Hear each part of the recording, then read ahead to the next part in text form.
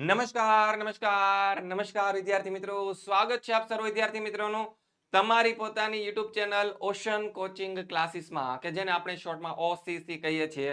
તો વિદ્યાર્થી મિત્રો, તમારા માટે ધોરણ 10 સામાજિક વિજ્ઞાન વિષય અને ચેપ્ટર નંબર 1 ના સ્વાધ્યાયનું સોલ્યુશન. ચેપ્ટર નંબર 1 નું નામ છે ભારતનો વારસો. તેનું સરસ મજાનું સ્વાધ્યાયનું સોલ્યુશન હું લઈને આવી ગયો છું તમારા માટે. તો શરૂઆત કરીએ આજના આપણા સ્વાધ્યાયના સોલ્યુશનની. વધારે સમય આપણે વેસ્ટ કરવો નથી. પ્રશ્ન નંબર 1, નીચેના પ્રશ્નના ઉત્તર છે સવિસ્તર લખો. તો એમાં આપણને પહેલો સવાલ પૂછેલો છે, આર્ય અને દ્રવિડ પ્રજાની વિગતો આપો. તો એમાં સૌપ્રથમ આપણે વાત કરીએ આર્યની. તો આર્ય છે તે અન્ય કયા નામે ઓળખાતી? તો આર્ય પ્રજા છે બીજા નોર્ડિક નામની પ્રજાના નામે પણ ઓળખવામાં આવતા. તો એ અન્ય સમકાલીન પ્રજા કરતા વધારે વિકસિત હતી અને તેઓ આર્ય સંસ્કૃતિ અને સભ્યતાના નિર્માતા હતા. કઈ સંસ્કૃતિ? તો કે આર્ય સંસ્કૃતિ અને સભ્યતાના તેઓ નિર્માતા હતા. તેમણે ભારતની અન્ય પ્રજાની સંસ્કૃતિના ઉમદા તત્વો અપનાવી અને એક સમન્વયકારી સંસ્કૃતિનું સર્જન કર્યું હતું. અન્ય પ્રજાના ઉમદા તત્વો શું કહેવા માંગે છે સમજી લો. તો કે ભારતની અંદર પ્રાચીન ભારતમાં ઘણી બધી પ્રજાઓ આવી હતી, જેમ કે ઓસ્ટ્રેલોઇડ હતી. ખાલી બે એક્ઝામ્પલ લખું છું. પછી દ્રવિડ લોકો હતા, બરાબર છે. તો આ જે બીજી પ્રજાઓ ભારતમાં આવી હતી એવી તો બીજી 6 પ્રજાઓ આવેલી હતી, બરાબર છે. તો આ બધી જ પ્રજાઓ જે હતી એના જે સારા સારા તત્વો હતા એને પોતાના જીવનની અંદર ઉતારી લીધા અને એક સમન્વયકારી એટલે કે બધી જ સંસ્કૃતિઓનું ભેગું સંસ્કૃતિનું નિર્માણ કર્યું. એટલે કે બધી સંસ્કૃતિના સારા સારા તત્વો લઈને પોતે અપનાવી લીધા અને પોતે ખૂબ જ વિકસિત થઈ ગયા. આર્યો પ્રકૃતિ પ્રેમી હતા. કેવા હતા? પ્રકૃતિ પ્રેમી હતા. તેઓ વૃક્ષો, નદીઓ, પર્વતો, સૂર્ય, વાયુ, વરસાદ, આ બધા જે કુદરતના જે તત્વો હતા તેની પૂજા આરાધના કરતા હતા. તેમણે પ્રકૃતિના તત્વોની સ્તુતિઓ એટલે કે વૈદિક ઋચા અને મંત્ર રચ્યા હતા. આ જે આર્ય લોકો હતા તેણે શું કર્યું? તો આ પ્રકૃતિના જે તત્વો છે, આ બધા તત્વો એની શું કરી હતી? તો કે એની સ્તુતિઓ એટલે કે ઋચાઓ અથવા તો કે જેને આપણે મંત્ર કહીએ છીએ એ મંત્રની રચના કરી હતી. અને સમય જતા તેમાંથી યજ્ઞાદિ અને ધાર્મિક ક્રિયાઓ ભારતમાં શરૂ થઈ. અત્યારના સમયમાં આપણે હવન ને એવું બધું કરતા હોઈએ છીએ. તો પેલા સ્તુતિઓ વૈદિક ઋચાઓ જે રચી હતી એના આધારે છે પછી ધીમે ધીમે સમય જતા તેમાંથી યજ્ઞાદિ હવન કરવાની જે ક્રિયાઓ છે તે ભારતની અંદર શરૂ થઈ. હવે આર્યોની જે મુખ્ય વસ્તી વાળો જે પ્રદેશ હતો તેને આર્યવ્રત કહેવામાં આવે છે. એટલે કે આર્યો સૌથી વધારે જે જગ્યાએ રહેતા એ વિસ્તારને આર્યવ્રતના નામે ઓળખવામાં આવે છે.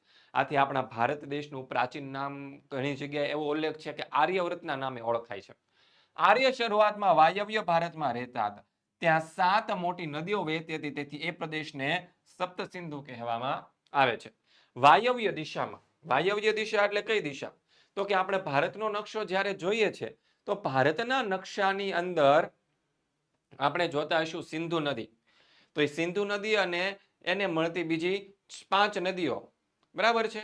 તો એ 5 નદીઓ જે છે સિંધુ, સતલુજ, ચિનાબ, રાવી, બિયાસ, ઝેલમ અને એક નદી છે એનું નામ છે સરસ્વતી નદી. પણ સરસ્વતી નદી જે છે હાલમાં આપણને કશે દેખાતી નથી, તે જમીનની અંદર થઈને વહે છે એવું કહેવામાં આવે છે. તો આ જે 7 નદીઓનો જે સમૂહ છે એ વિસ્તારની અંદર રહેતા હતા. કોણ રહેતા હતા? તો કે આર્ય લોકો રહેતા હતા. તો આ 7 મોટી નદીઓ વહેતી હતી અને એ પ્રદેશને, એ આજુબાજુના પ્રદેશમાં છે આર્ય લોકો રહેતા હતા. તો એ પ્રદેશને શું કહેવામાં આવે છે? સપ્ત સિંધુ. એટલે કે સિંધુ નદીને મળતી 7 નદીઓ. કેટલી નદીઓ? 7 નદીઓ, એવું નામ આપવામાં આવ્યું છે. પછી આર્ય રાજા એટલે કે આર્ય પ્રજા જે હતી ત્યાંનો એક રાજા હતો, એનું નામ હતું ભરત રાજા, રાજા ભરત. અથવા તો આ ચોક્કસ માહિતી નથી પણ આવી માહિતી છે આપણને કે ઇતિહાસની અંદર જાણવા મળે છે. અથવા તો ભરત જાતિના નામના લોકો હતા. આપણે કેમ ગુજરાતની અંદર અલગ અલગ જાતિના લોકો હોય, કોઈક પટેલ જાતિના હોય, કોઈક આહિર જાતિના હોય, બરાબર છે. તો એવી રીતે ભરત જાતિના લોકો આ પ્રદેશની અંદર રહેતા હતા. એમના નામ ઉપરથી આપણા દેશનું નામ ભરત ભૂમિ પડવામાં આવ્યું. શું પડ્યું હતું? ભરત ભૂમિ, ભરતખંડ કે ભારત વર્ષ અથવા તો ભારત નામ જે છે આવા નામોથી આપણો ભારત દેશ ઓળખાવા લાગ્યો. અને આર્યોએ ભારતને ભવ્ય અને સમૃદ્ધ સાંસ્કૃતિક વારસો આપ્યો છે. આ જે આર્ય લોકો છે તેને આપણો ભારત દેશ જે છે તેને સમૃદ્ધ સાંસ્કૃતિક વારસો આપેલો છે. અને હવે વાત કરીએ આપણી બીજી પ્રજા એટલે કે દ્રવિડ પ્રજાની. કઈ પ્રજાની? દ્રવિડ. તો આ જે દ્રવિડો છે તે પાષાણ યુગ સંસ્કૃતિના સીધા વારસદાર અને મોહેંજો-દડો સિંધુ ખીણ સંસ્કૃતિના સર્જકો મનાય છે. આ જે દ્રવિડ લોકો છે તે પાષાણ યુગ સંસ્કૃતિ. પાષાણ યુગ કોને કહેવાય? કયો સમય પાષાણ યુગ હતો? આદિ માનવના સમયનો જે યુગ હતો એ પાષાણ યુગ હતો. આદિ માનવો કે જે પથ્થરના હથિયારો વાપરતો, પથ્થરની ગુફામાં રહેતો, પછી લાકડા કાપવા માટે કે ચીરવા માટે પથ્થરના હથિયારોનો ઉપયોગ કરતો, ખેતી કરવા માટે પથ્થરના ઓજારોનો ઉપયોગ કરતો. એ જે યુગ હતો એ પથ્થર યુગ કહેવાય છે. બરાબર છે? એટલે કે પથ્થરનો બીજો સમાનાર્થી શબ્દ એટલે કે પાષાણ. તો એ પાષાણ યુગના સમયથી આ જે દ્રવિડો છે ભારતની અંદર રહેતા હતા. પછી એ પાષાણ યુગનો સમય પૂરો થયો પછી ભારતમાં સિંધુ નદીના કિનારે મોહેંજો-દડો અથવા તો હડપ્પીય સંસ્કૃતિનો વિકાસ થયો હતો. તો એ જે હડપ્પીય સંસ્કૃતિનો જે વિકાસ થયો એટલે કે સિંધુ ખીણની સંસ્કૃતિનો જે વિકાસ થયો તો એ સંસ્કૃતિના સીધા વારસદારો માનવામાં આવે છે. એટલે કે સંસ્કૃતિ છે આ દ્રવિડ લોકોએ જ વિકસાવી હતી એવું માનવામાં આવે છે. એના કોઈ ચોક્કસ પુરાવાઓ આપણી પાસે નથી પણ એવું માનવામાં આવે છે. અને જે દ્રવિડ લોકો હતા તેને દેવીને માતા રૂપે અને પરમાત્માને પિતા રૂપે માન્યા હતા. દેવી હતી તે માતા હતી અને પરમાત્મા હતા તે આપણા પિતા હતા. અને જેમાંથી પાર્વતી અને શિવની પૂજાનો ખ્યાલ વિકસ્યો હતો. એટલે કે દેવી રૂપે આપણે પાર્વતીની પૂજા કરતા અને પરમાત્મા રૂપે છે આપણે શિવની પૂજા કરતા થયા. આપણી સંસ્કૃતિમાં રહેલી જે પ્રકૃતિ પૂજા અને પ્રાણીઓની પૂજા દ્રવિડોની ભેટ છે. પ્રકૃતિ પૂજા આપણે તુલસી માતા, તુલસીની પૂજા કરીએ કે નહીં? દરેક ઘરની આગળ છે આંગણામાં તુલસી હોય, તુલસીનો છોડ હોય તો એને આપણે પૂજા કરીએ. પછી વડની પૂજા કરતા હોઈએ, પછી પીપળાની પૂજા કરીએ. બરાબર છે? વડની પૂજા માટેનું એક તો સ્પેશિયલ વ્રત આવે જેને આપણે વટ સાવિત્રીનું વ્રત કહીએ છીએ.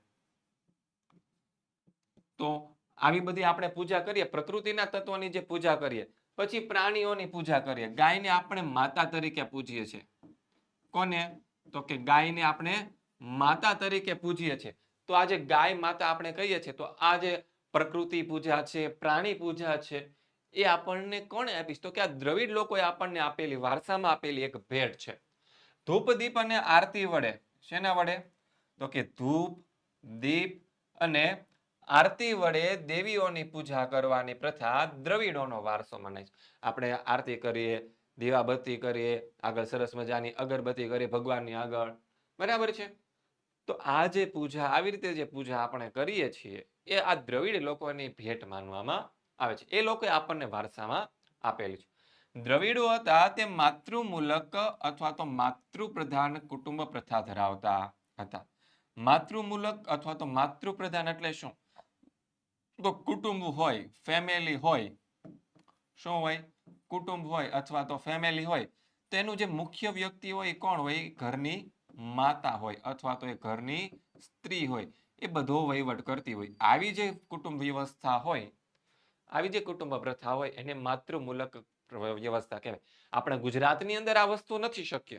કેમ કે આપણા ગુજરાતની અંદર ઘરનો જે મુખ્ય વ્યક્તિ હશે એ આપણા ઘરના પિતા હશે અથવા તો કોઈ પુરુષ હશે. તો આજે આપણા ગુજરાતની અંદર આ વસ્તુ નથી પણ દક્ષિણ ભારતની અંદર જોઈએ તો ત્યાં ઘરનો બધો વહીવટ છે એક સ્ત્રી કરતી હોય અથવા તો માતા કરતી હોય. એથી એ માતૃમૂલક અથવા તો માતૃપ્રધાન કુટુંબ પ્રથા ધરાવતા હતા. તેઓ અવકાશી ગ્રહો, હોડી, તરાપા, કાંતું, વણવું, રંગવું આવું બધું જ્ઞાન ધરાવતા. આ દ્રવિડ લોકો જે છે અવકાશી ગ્રહો વિશેની માહિતી ધરાવતા હતા. પછી હોડી બનાવવાની કલા એની પાસે હતી. તરાપા એટલે કે હોડી જેવું જ આવે પણ ગોળ આકારનું હોય પાણીમાં તરવા માટેનું, તો એ તરાપા બનાવતા હતા. પછી કાંતું એટલે કે રૂની કપાસ હોય તો કપાસમાંથી કાપીને એના ધાગા બનાવવાની જે વસ્તુ હોય એને કાંતું કહેવાય. પછી ધાગામાંથી વણાટકામ કરવાનું એટલે કે કાપડ બનાવવાની જે સિસ્ટમ હોય એને વણવું કહેવાય. પછી એની ઉપર રંગકામ કરવાનું, આવી બધી કલા છે તેઓ જાણતા હતા, એના વિશેનું તેઓ જ્ઞાન ધરાવતા હતા. ઉત્તર ભારત પર આર્યોએ કાબુ મેળવતા દ્રવિડો દક્ષિણ ભારતમાં સ્થાયી થયા. ઉત્તર ભારત પેલા દ્રવિડ લોકો છે એ ઉત્તર ભારતમાં જ રહેતા. સિંધુ ખીણ સંસ્કૃતિના સર્જકો મનાય છે, એટલે કે સિંધુ નદીની આસપાસનો આજુબાજુનો જે પ્રદેશ હતો ત્યાં તેઓ રહેતા હતા. પણ આર્ય લોકો આવ્યા અને ત્યાં પોતાનું સ્થાન જમાવી દીધું. આથી આ જે દ્રવિડ લોકો છે ઉત્તર ભારતમાંથી નીકળીને હાલનું આપણું દક્ષિણ ભારત છે ત્યાં આવીને તેઓ સ્થાયી થયા. દ્રવિડ કુળની ઘણી બધી ભાષાઓ જેમ કે તમિલ, તેલુગુ, કન્નડ, મલયાલમ વગેરે ભાષા બોલતા લોકો દ્રવિડો આજે પણ દક્ષિણ ભારતમાં જોવા મળે. આ બધી દ્રવિડ કુળની ભાષાઓ છે. જો પૂછાઈ શકે કે દ્રવિડ કુળની ભાષાઓ કઈ કઈ છે, તો આ ચારે ચાર તમિલ, તેલુગુ, કન્નડ અને મલયાલમ આ દ્રવિડ કુળની ભાષાઓ છે. શોર્ટ ક્વેશ્ચનની અંદર પૂછાઈ શકે, ખાસ કરીને જોડકાની અંદર પૂછાય છે. શેમાં? પછી એમાં એવું ઓપ્શન લખાઈ જાય કે સેક્શન એની દ્રવિડ કુળની ભાષા, બરાબર છે. સામે ઓપ્શન આપ્યું આ ચારમાંથી એક, તે એનો જવાબ શું આવે આપણો? આ ચારમાંથી કોઈ પણ એક જે ઓપ્શનમાં આપેલો હોય સેક્શન બી માં એ આપણે લખી દેવાનો છે. પ્રારંભિક તમિલ સાહિત્ય ઉર્મિની અભિવ્યક્તિથી સભર છે. પ્રારંભિક તમિલ સાહિત્ય છે ઉર્મિની અભિવ્યક્તિથી કેવું છે? સભર છે. એટલે કે શરૂઆતનું તમિલ સાહિત્યની અહીંયા વાત થાય છે. હવે આપણો સવાલ નંબર 2 શરૂ થાય એની પહેલા મારે તમને કંઈક માહિતી આપવી છે કે જો તમે ધોરણ 10 ની અંદર ભણતા હોય અને ધોરણ 10 ની અંદર બોર્ડની પરીક્ષામાં ખૂબ જ સારા માર્ક્સ મેળવવા છે, તો ગુજરાતના વિદ્યાર્થીઓને શ્રેષ્ઠ શિક્ષણ મેળવવાનું હવે કેવું થઈ ગયું છે? ખૂબ જ સરળ થઈ ગયું છે. કેવું થઈ ગયું છે? ખૂબ જ સરળ થઈ ગયું છે. કેમ? તો કે ઓસીસી એટલે કે આપણી ચેનલ ઓશન કોચિંગ ક્લાસીસ ધોરણ 10 ના વિદ્યાર્થીઓ માટે લઈને આવી છે બ્રહ્માસ્ત્ર બેચ 2024. કઈ બેચ છે?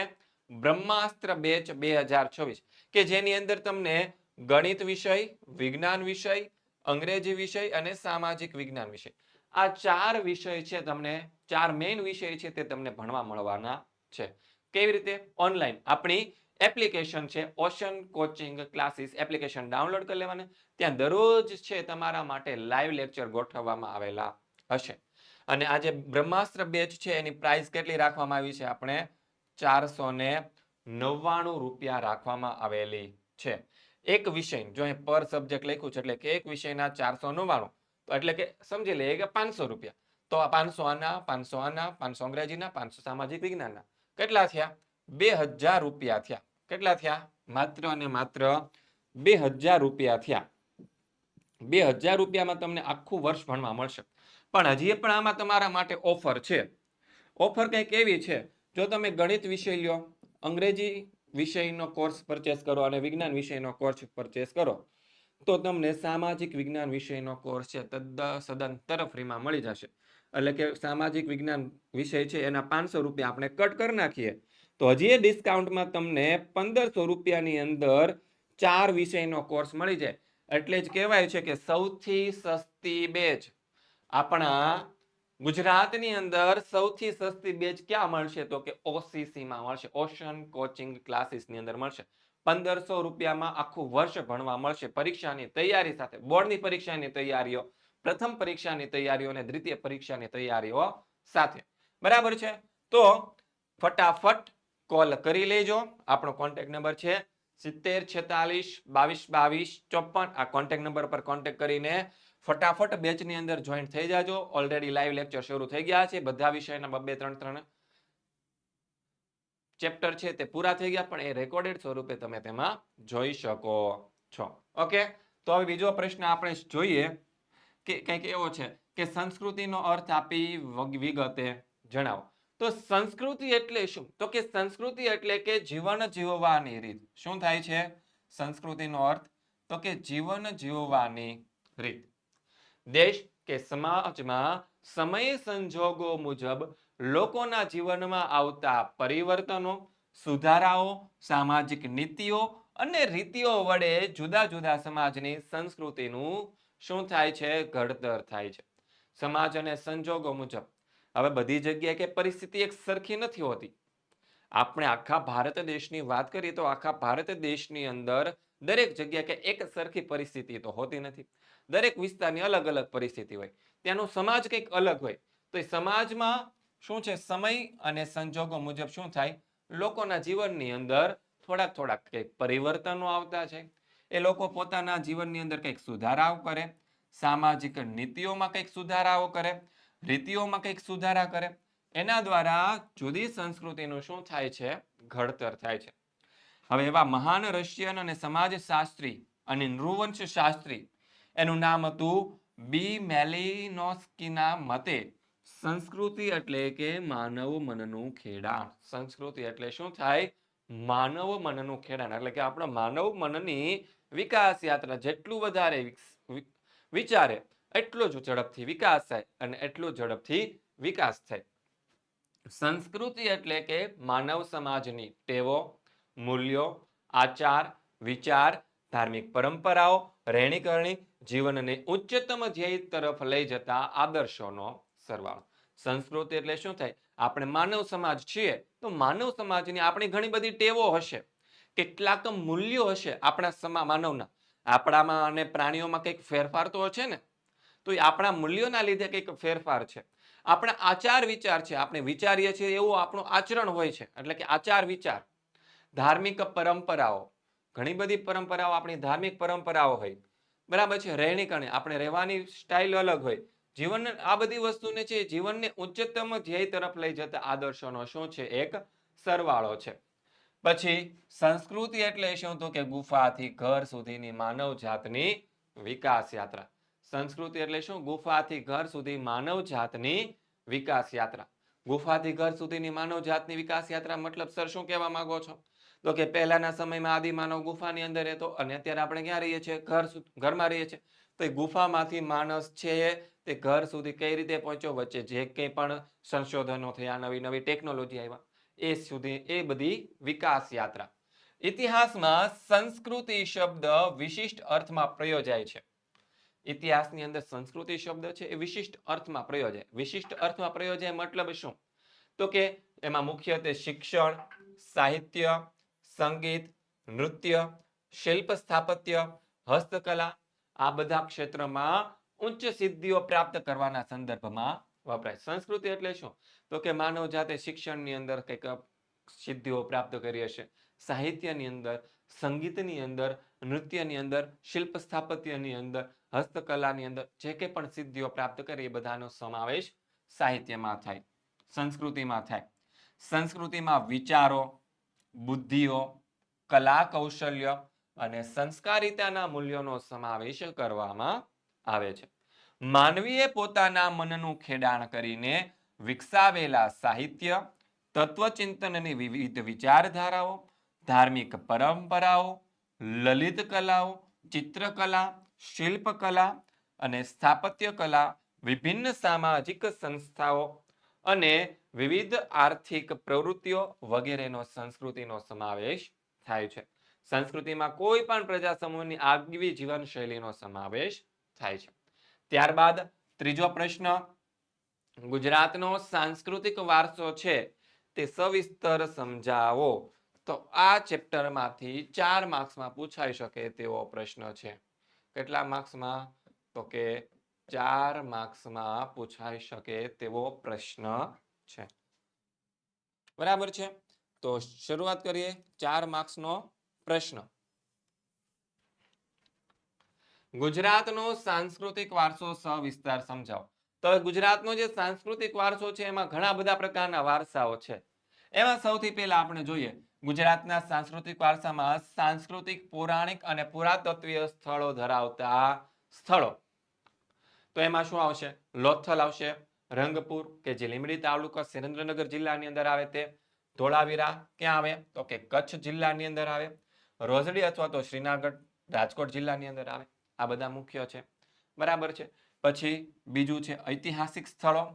તો કે વડનગરનું પ્રખ્યાત કીર્તિ તોરણ, ગિરનારની અંદર આવેલું જુનાગઢમાં આવેલા ગિરનારની તળેટીમાં, પર્વતની તળેટીમાં આવેલા સમ્રાટશીલનો અશોકનો શિલાલેખ, પછી મોઢેરાનું પ્રખ્યાત સૂર્ય મંદિર, ચાંપાનેરનો કિલ્લો અને ચાંપાનેરના દરવાજા, સિદ્ધપુરની અંદર આવેલો રુદ્રમહાલય, વિરમગામનું મુનસર તળાવ, અમદાવાદમાં સૌથી મોટી જામા મસ્જિદ આવેલી છે તે, પછી ઝુલતા મિનારા અમદાવાદના અંદર આવેલા છે, અને અમદાવાદની અંદર આવેલી સીદી સૈયદની જાળી, હઠીસિંહના જૈન દેરાસર, સરખેજનો રોજો, રાણી સિપ્રીની મસ્જિદ અને નગીના વાડી, આ બધા અમદાવાદની અંદર આવેલા. હવે પાટણની અંદર શું આવેલું? તો કે પાટણનું સહસ્ત્રલિંગ તળાવ અને રાણકી વાવ. વડોદરાની અંદર આવેલો રાજમહેલ સયાજીરાવ ગાયકવાડના સમયમાં બનેલો હતો તે, જુનાગઢનો મહબત ખાનનો મકબરો અને નવસારીની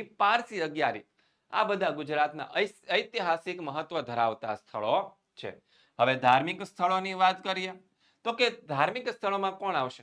તો કે દ્વારકામાં આવેલું દ્વારકાધીશનું મંદિર, અંબાજીની અંદર આવેલું દ્વારકાધીશનું મંદિર અને જગતગુરુ શંકરાચાર્યની શારદાપીઠ, સોમનાથની અંદર આવેલું આપણા ભારત દેશની અંદર આવેલા 12 જ્યોતિર્લિંગમાંની એક જ્યોતિર્લિંગ એટલે કે સોમનાથ મંદિર, ઉત્તર ગુજરાતમાં અંબાજી જે બનાસકાંઠાની અંદર આવેલું અંબાજીનું મંદિર, બહુચરાજીની અંદર આવેલું બહુચરાજી માતાજીનું મંદિર જે મહેસાણા જિલ્લાની અંદર આવે, પછી પંચમહાલ જિલ્લાની અંદર આવે મહાકાળી માતાજીનું મંદિર જે પાવાગઢ પર્વતની ઉપર છે, પછી મીર દાતાર મહેસાણા જિલ્લાની અંદર આવેલું છે તે, જૈન તીર્થ સ્થાન પાલીતાણા શેત્રુંજય પર્વત ઉપર ભાવનગર જિલ્લો, રણછોડ રાયજીનું મંદિર ડાકોરની અંદર આવેલું છે તે, પછી શામળાજીનું મંદિર અરવલ્લી જિલ્લાની અંદર આવેલું છે.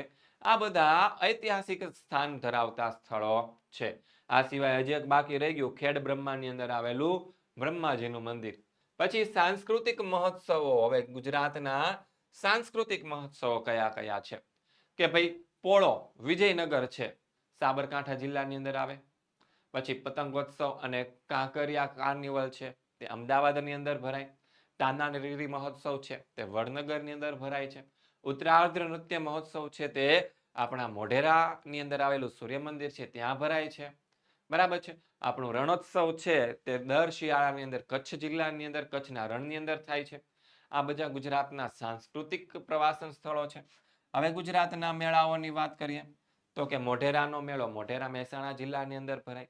ભાદરવી પૂનમનો મેળો અંબાજી બનાસકાંઠા જિલ્લાની અંદર ભરાય. ભવનાથનો મેળો ગિરનાર પર્વત પાસે જુનાગઢ જિલ્લાની અંદર ભરાય. તરણેતરનો મેળો તરણેતર સુરેન્દ્રનગર જિલ્લામાં ભરાય. અને વૌઠાનો મેળો જે ઢોલકા અમદાવાદ જિલ્લાની અંદર ભરાય છે. પછી બૌદ્ધ અને જૈન ધર્મની ગુફાઓ, તો ભાઈ ગુજરાતની અંદર બૌદ્ધ અને જૈન ધર્મની ગુફાઓ ક્યાં આવી? તો કે ગુજરાતમાં વડનગર, તારંગા, ખંભાલીડા, જુનાગઢ, શામળાજી, કોટેશ્વર, તળાજા, ઢાંક, ઝઘડિયા, આ બધી જગ્યાએ બૌદ્ધ અને જૈન ધર્મની ગુફાઓ આવેલી છે. હવે આપણે વાત કરીએ પ્રશ્ન નંબર 2 કે નીચેના પ્રશ્નોના ઉત્તર મુદ્દાસર આપો. કેવી રીતે આપવાના છે? મુદ્દાસર. તો કે ભારતીય વારસાના જતન અને સંરક્ષણ અંગેની આપણી બંધારણીય ફરજો જણાવો. કેવી ફરજો જણાવવાની છે? બંધારણીય. તો કે આપણા બંધારણ અનુચ્છેદ 51 માં ભારતના નાગરિકની મૂળભૂત ફરજો દર્શાવી છે. ક્યાં છે આપણું બંધારણ છે દેશનું? એનો જે કલમ 51 ક છે એની અંદર આપણા દેશની બંધારણીય મૂળભૂત ફરજો દર્શાવી છે. એમાં પણ ખાસ કરીને 6, જ અને ટ એટલે કે 6, 7 અને 9 માં ભારતના ભવ્ય સાંસ્કૃતિક વારસાના જતન માટેની નીચેની ફરજો દર્શાવવામાં આવેલી છે. હવે શું છે ફરજો? તો કે આપણી સમન્વય પામેલી સંસ્કૃતિના સમૃદ્ધ વારસાનું મૂલ્ય સમજી અને તેની શું કરવાની છે? જાળવણી કરવાની છે. આપણો જે સમૃદ્ધ વારસો છે એનું આપણે મૂલ્ય સમજવાનું છે, જોવાનું છે, સમજવાનું છે કે આ વારસો આપણા માટે કેટલો અમૂલ્ય છે અને એનું શું કરવાનું છે? જાળવણી કરવાની છે.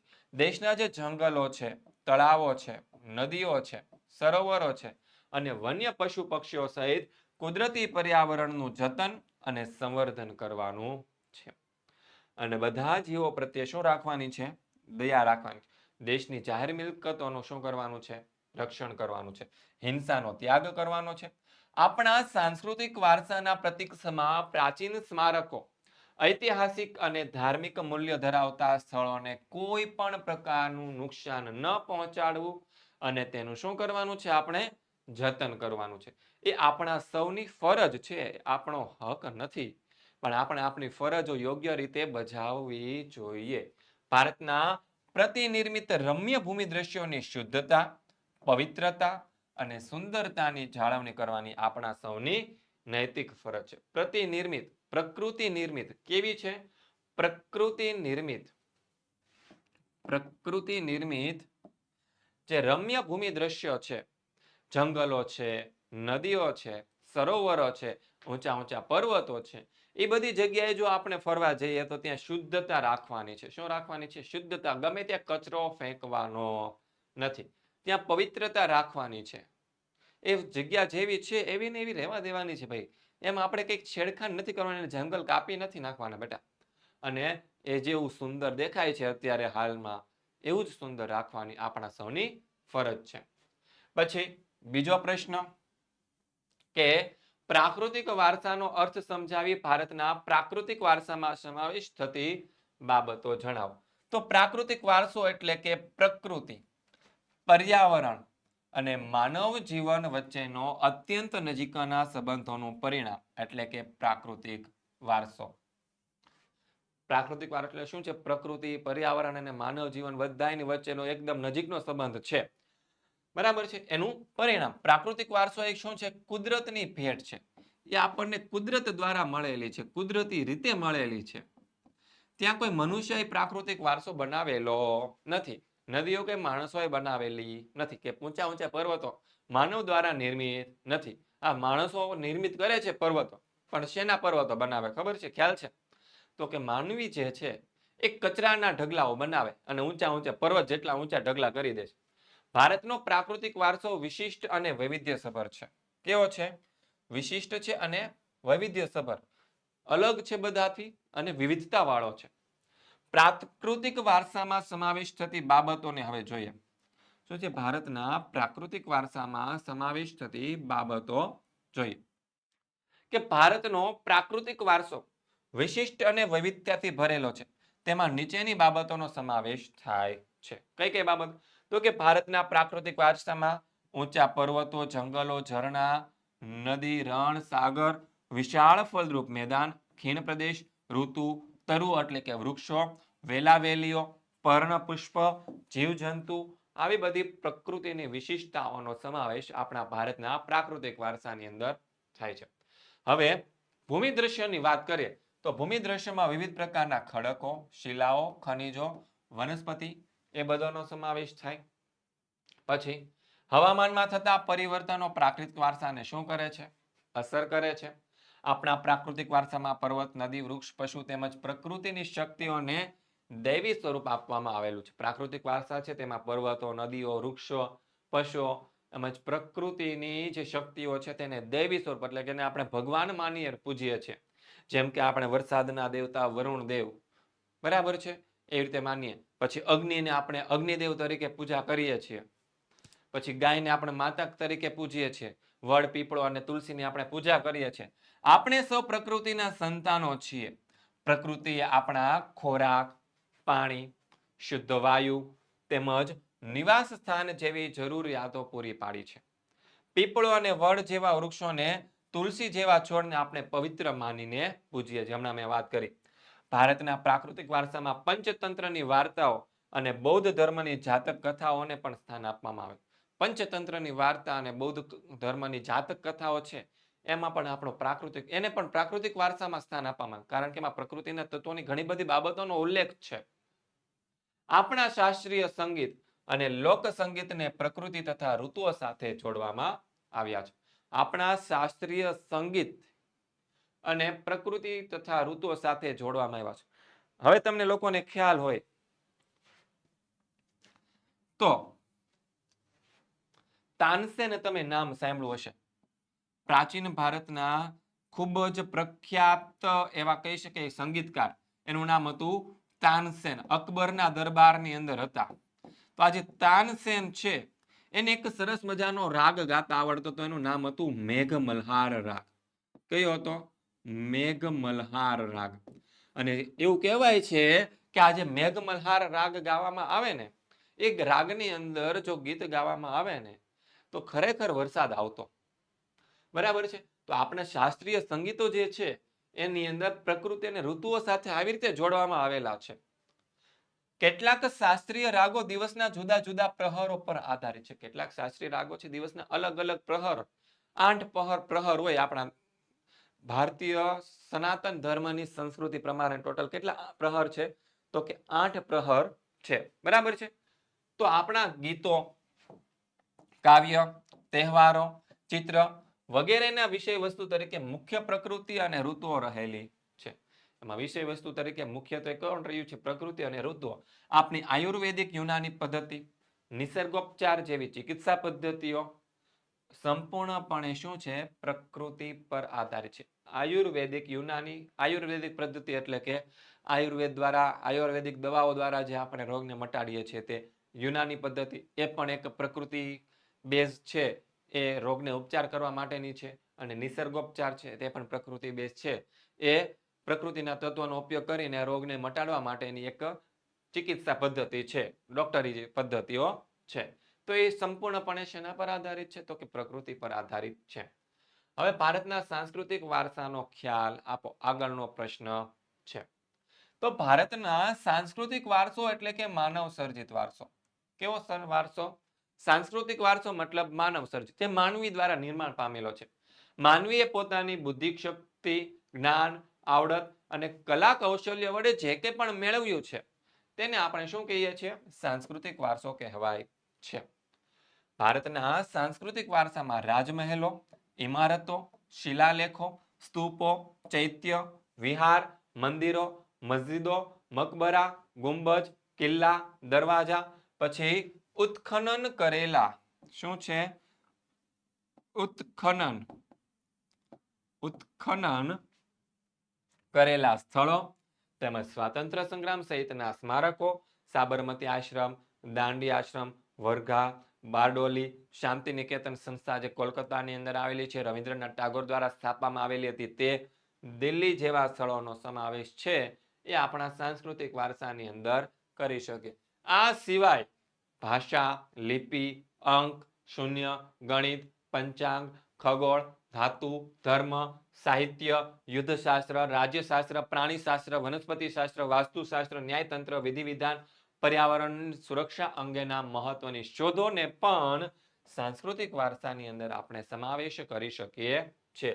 પ્રાગ ઐતિહાસિક યુગથી ભારતની પ્રજાએ સાંસ્કૃતિક વારસાની અનેક બાબતો વિશ્વની પ્રજાને આપેલી છે. દાખલા તરીકે શિલ્પ કંડારવાની કલા, તે લગભગ 5000 વર્ષ જૂની છે.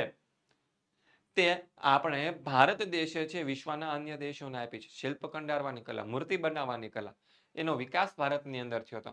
એ અવશેષોમાંથી મળી આવેલા નર્તકી, દેવી દેવતાઓના, પશુ પક્ષીઓ અને માનવીની આકૃતિ, શિલ્પ, બાળકોને રમવાના કેટલાક રમકડા, દાઢીવાળા પુરુષનું શિલ્પ વગેરે આપણા પ્રાચીનતમ સાંસ્કૃતિક વારસાનું એક શું છે? ગૌરવ છે. પછી મૌર્ય યુગ. મૌર્ય યુગ એટલે કે સમ્રાટ અશોક. મૌર્ય યુગથી આપણને સૌપ્રથમ સમ્રાટ અશોક યાદ આવે.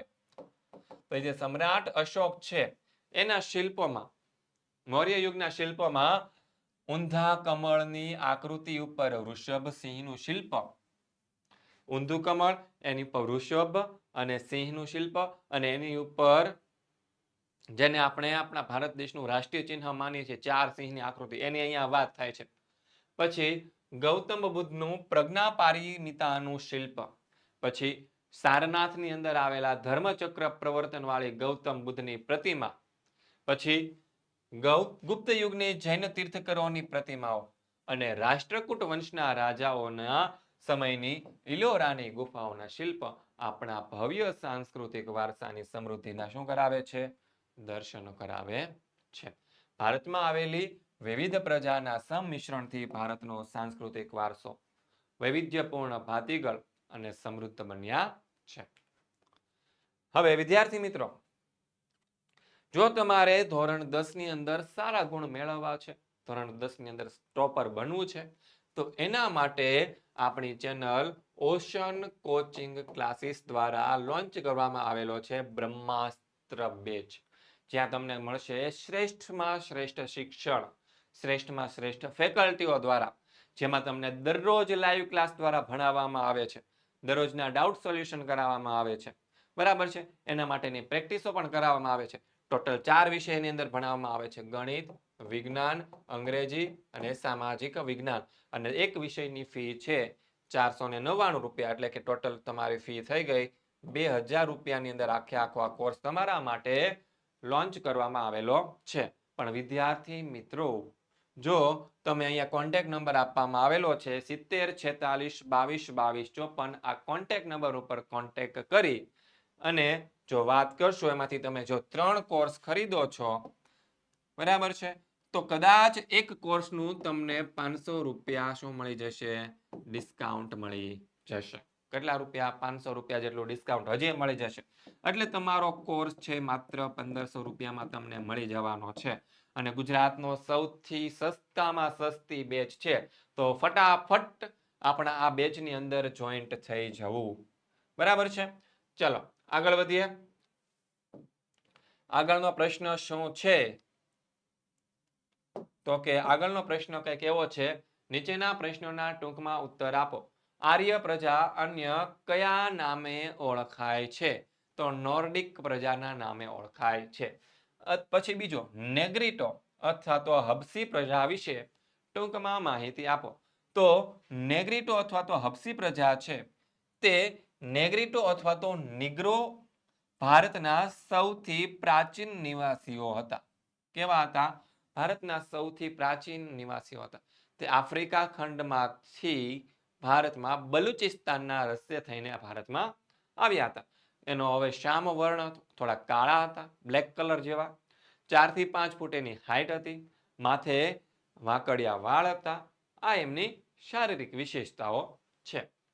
પછી ભારતની રાષ્ટ્રમુદ્રામાં કયા કયા પ્રાણીઓ દર્શાવાયા છે? તો ભારતની રાષ્ટ્રમુદ્રા 4 સિંહની આકૃતિ છે. તો એક તો સિંહ તો આવી ગયો, પછી વૃષભ એટલે કે બળદ, પછી ઘોડો અને હાથી. આ પ્રાણીઓ દર્શાવવામાં આવેલા છે. જો 4 સિંહો છે, પછી ઘોડો, હાથી અને બળદ, આ પ્રાણીઓ દર્શાવવામાં આવેલા છે. હવે જોઈએ પ્રશ્ન નંબર 4.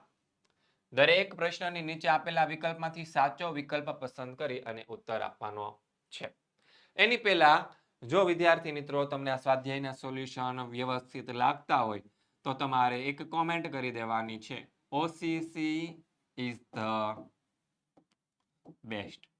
કારણ કે ઓશન કોચિંગ ક્લાસીસ છે એ તમારા માટે કઈ કઈ વસ્તુ લઈને આવે છે? જો તમને અહીંયા કહું, એક તો બધા જ સ્વાધ્યાયના સોલ્યુશન. શું છે? સ્વાધ્યાયના સોલ્યુશન.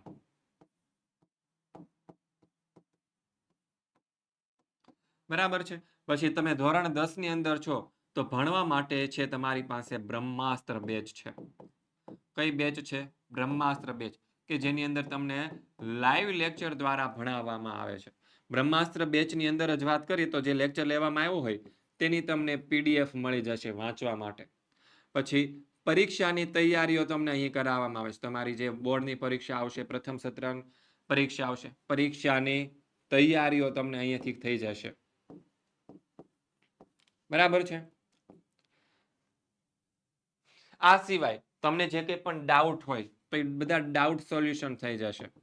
બ્રહ્માસ્ત્ર બેચની અંદર જે કંઈ પણ ડાઉટ હોય તો ડાઉટનું સોલ્યુશન કરાવવામાં તમને આવશે. બરાબર છે. પછી મહત્વની વાત કે સૌથી સસ્તી બેચ છે આપણી. કેવી છે? સૌથી સસ્તી બેચ છે. કેવી છે? બ્રહ્માસ્ત્ર બેચ એટલે કે સૌથી સસ્તી બેચ આખા ગુજરાતની અંદર. બરાબર છે. તો તમને સ્વાધ્યાયના સોલ્યુશન મળી જાય. પછી આ બ્રહ્માસ્ત્ર બેચની અંદર તમામ વસ્તુ તમને આટલી બધી વસ્તુઓ મળી જાય છે. બરાબર છે. તો આપણી આ ચેનલ છે હંમેશા વિદ્યાર્થીઓના હિત માટે કાર્ય કરતી આવી છે. તો વિદ્યાર્થી મિત્રો અને બીજા તમારા જે કંઈ પણ પ્રશ્ન છે બધા જ પ્રશ્નોનું સોલ્યુશન તમને એકમાત્ર યુટ્યુબ ચેનલ એટલે કે ઓશન કોચિંગ ક્લાસીસ ઉપરથી મળી જવાનું છે. હવે જોઈએ પ્રશ્ન નંબર 4, વિકલ્પો વાળો પ્રશ્ન છે કે લોકમાતા શબ્દ કોના માટે ઉપયોગમાં લેવાયો છે? તો જવાબ આપણો આવશે નદીઓ માટે લોકમાતા શબ્દનો આપણે ઉપયોગ કરીએ છીએ. બીજું, કઈ જોડ સાચી છે? શારદા વિદ્યાપીઠ સોમનાથની અંદર આવી છે? નહીં. ક્યાં આવી છે? તો કે દ્વારકામાં આવેલી છે, એટલે આ વિધાન ખોટું છે. પોળોત્સવ વડનગરની અંદર આવે? તો કે નહીં. વિજયનગરમાં આવે. ક્યાં આવે? વિજયનગરની અંદર આવે. બરાબર છે. ઉત્તરાર્ધ નૃત્ય મહોત્સવ છે તે મોઢેરાની અંદર ભરાય છે. અને સીદી સૈયદની જાળી છે તે ક્યાં આવે? તો કે તે અમદાવાદમાં આવે. કઈ જગ્યા આવે? અમદાવાદની અંદર આવશે. બરાબર છે. તો જવાબ આપણો આવશે ઓપ્શન સી. ત્યારબાદ જોઈએ ત્રીજું કે દ્રવિડ કુળની ભાષામાં નીચેનામાંથી કઈ ભાષાનો સમાવેશ ન કરી શકાય? જો ન કરી શકાય એવું કીધું ને આપણને, તો ન કરી શકાય તો તમિલ, કન્નડ, મલયાલમ અને તેલુગુ, આ 4 ભાષા છે તે દ્રવિડ કુળની ભાષાઓ છે. તો હિન્દી એ દ્રવિડ કુળની ભાષા નથી. તો જવાબ આપણો આવશે ઓપ્શન એ. તો બસ વિદ્યાર્થી મિત્રો, આ હતું તમારું સરસ મજાનું ચેપ્ટર નંબર 1 ભારતનો વારસો, એ ચેપ્ટરનું સોલ્યુશન. આશા રાખું છું કે તમને દરેક વિદ્યાર્થી મિત્રોને આ સ્વાધ્યાયના સોલ્યુશન દ્વારા ખૂબ જ હેલ્પ થઈ હશે. અને જો હેલ્પ થઈ હોય અને જો તમને મજા આવી હોય તો આપણે અહીં કોમેન્ટ બોક્સની અંદર એક વસ્તુ લખી દેવાની, શું? OCC is the best. ખાલી આવી એક કોમેન્ટની અમે આશા રાખીએ છીએ કે આવી તમે કોમેન્ટ કરો, કારણ કે તમારા માટે એટલી મહેનત કરી અને ફ્રી ઓફ કોસ્ટની અંદર તમને સ્વાધ્યાયના સોલ્યુશન પ્રોવાઈડ કરાવીએ છીએ.